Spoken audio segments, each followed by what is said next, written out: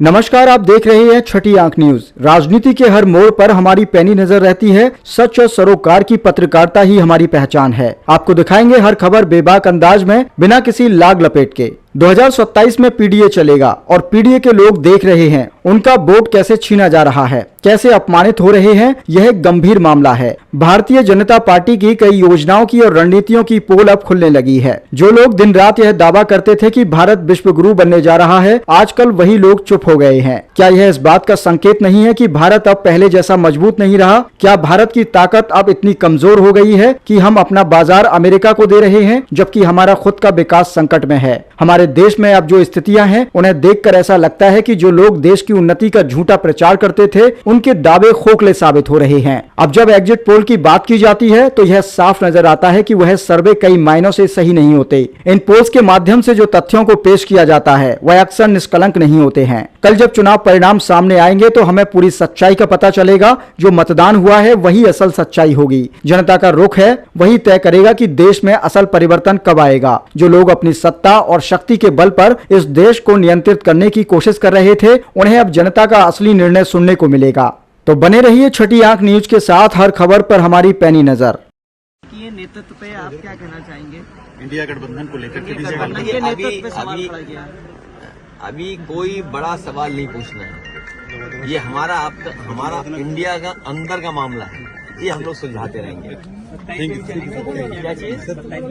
27 में पीडीए चलेगा और पीडीए के लोग देख रहे हैं कि उनका वोट कैसे छीना जा रहा है, वो कैसे अपमानित हो रहे हैं।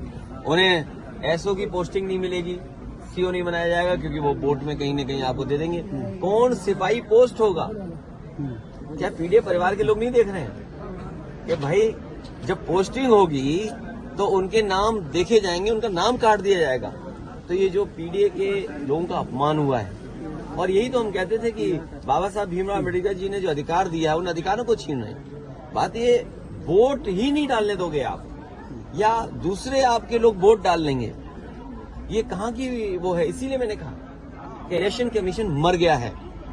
इलेक्शन कमीशन को जांच करनी चाहिए कि जो मरे हुए लोग थे उनके वोट कैसे पड़ गए, और अगर वोट पड़े हैं तो प्रिसाइडिंग ऑफिसर और जो संबंधित अधिकारी उनके खिलाफ कार्रवाई क्या करना है इलेक्शन कमीशन। जो है ही नहीं वोट उनके भी डाल दिए। गाड़ी आई और गाड़ियों के नंबर हम कहो तो आपको दे दें। सिटी प्रेस को मिस नहीं करनी चाहिए थी।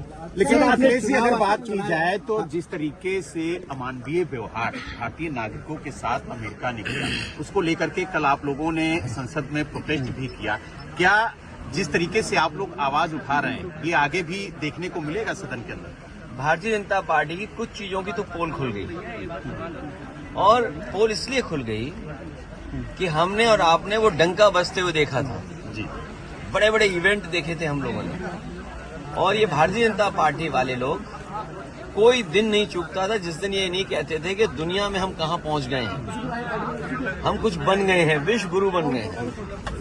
सोचिए आप, जो लोग दिन भर ये कहने से नहीं चूकते थे कि विश्व गुरु बनने जा रहे हैं, अर्थव्यवस्था उनकी तीसरे नंबर पे पहुंच रही है, वो आजकल कैसे चुप घूम रहे हैं, मौन हो गए हैं। जो विश्व कहने वाले लोग मौन घूम रहे हैं। और जिस तरीके से लोग लौट करके आए हैं, ये कह देना कि पहले भी ऐसे लोग लौटे थे, लेकिन पहले हमारी अर्थव्यवस्था इस जगह नहीं थी। इतना हम अर्थव्यवस्था का डंका नहीं पीटते थे। और कैसे लोग आए हैं जिन्हें शौचालय नहीं जाने दिया, बाथरूम नहीं जाने दिया। ये व्यवहार किसी व्यक्ति के साथ हो सकता है, इनह्यूमन व्यवहार है। और दुनिया का एक देश है, शायद हो सकता है अमेरिका से वो मजबूत नहीं उतना, लेकिन वहां के राष्ट्रपति ने मना कर दिया कि हम फौज से लाए हुए अपने नागरिकों को स्वीकार नहीं करेंगे, और अंततः अमेरिका को स्वीकार करना पड़ा। क्या भारत इतना कमजोर हो गया है? क्या हमारा हिंदुस्तान इतना कमजोर है? जब हम हिंदुस्तान का इतना बड़ा बाजार दे रहे हैं अमेरिका को। आप सोचिए, नोएडा में न जाने कितना बाजार हमने उनके हाथ में दे दिया होगा। हम कहते हैं हमारे लोग इलीगल पहुंच गए, वहां पे इलीगल इमिग्रेशन हो गया। तो किसकी नाकामी है?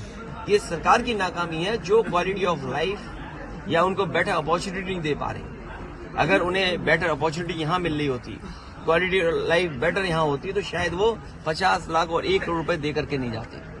पंजाब के तो चलो 50 लाख रुपए की सुनने में आ रहा है दे करके गए हैं, लेकिन गुजरात वाले तो 1 करोड़ रुपए दे के गए हैं। कम से कम सरकार को जो पैसा दे करके गए हैं उनके सरकार को पैसे वापस कराने चाहिए। और जिस उम्मीद के साथ वो लोग गए थे, घर परिवार के लोग, वही नहीं, भारत के और भी लोग हैं जो अपनी क्वालिटी ऑफ लाइफ बेटर जीना चाहते हैं, जॉब्स चाहते हैं, नौकरियां चाहते हैं, अपने परिवार की सिक्योरिटी चाहते हैं, अपने परिवार की प्रॉस्पेरिटी चाहते हैं। उनको सरकार मौका दे। अगर मौका नहीं देती है तो ये जो अर्थव्यवस्था में आप दिखा रहे हो ना कि हम किस ऊंचाई पे पहुंच रहे हैं, आप कुछ लोगों को ऊंचाई पे पहुंचा रहे हो, आम लोगों को उस ऊंचाई तक नहीं ले जा रहे। अखिलेश जी बताइए कि जिस तरीके से कल नतीजे आ रहे हैं, कल मिल्कीपुर के उपचुनाव का नतीजा आ रहा है, उसको लेकर के आपने लगातार चुनाव आयोग पर निशाना साधा, सवाल खड़े किए।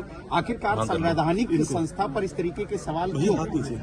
कई बार एग्जिट पोल के जो अनुमान होते हैं वो ठीक नहीं निकलते हैं। जो एग्जिट पोल अपने सर्वे के माध्यम से जानकारी देता है वो कई मायने में सही नहीं निकलते। अब क्योंकि कल रिजल्ट आना ही है तो जो मतदान हुआ है उसकी पूरी सच्चाई आपको कल मिल जाएगी। किसकी सरकार बनेगी, किसकी सरकार जाएगी, ये तो दिल्ली की बात हो गई। मिल्कीपुर चुनाव में और मिल्कीपुर चुनाव शुरू होने से पहले अगर आपको याद होगा तो मैं चाहता था कि आप सब लोग वहां आएं और देखें कि वोट कैसे डाला जाता है और वोट कैसे पड़ता है। भारत का लोकतंत्र और खासकर बीजेपी की सरकार में किस तरीके से लोकतंत्र और मजबूत हो रहा है, कितना मजबूत दिखाई देता, वो आप लोग आए नहीं। आपने एक बहुत बड़ी अपॉर्चुनिटी मिस कर दी। शायद ये सदी में एक बार देखने को मिली होती आपको।